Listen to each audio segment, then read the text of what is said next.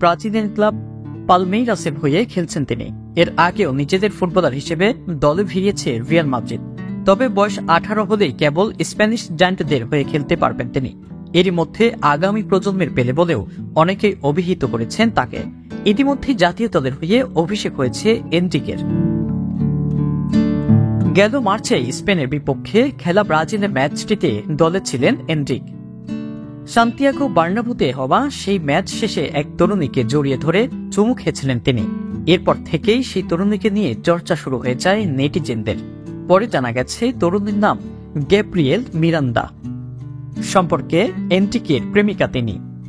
17 বছর বয়সী তরুণ footballer Enrique এবং 20 বছর বয়সী পুষ্টিবিদ এবং মডেল মিরান্দার প্রেম নিয়ে অনেকেরই এই আগ্রহ তৈরি হয়। সম্প্রতি তিনি প্রকাশ করেছেন প্রেমিকার সঙ্গে তার প্রেমের কিছু চুক্তির কথা। তরুণী প্রেমিক যুগল জানিয়েছেন তাদের এই প্রেমের সম্পর্কের চুক্তিতে আছে যে কোনো পরিস্থিতিতে ভালোবাসার কথা বলতে হবে। চুক্তির আরেকটি ধারায় আছে স্বেচ্ছায় আবেগের বশে সম্পর্কে জড়িয়েছেন।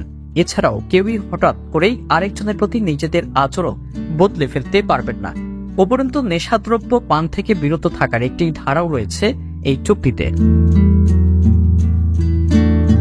প্রেমিকা মিরান্দার মাঝে প্রেমের যে চুক্তি হয়েছে সেসব যদি কেউ না মানে তাহলে কি হবে সেটিও জানিয়েছেন এনরিক নিজেই।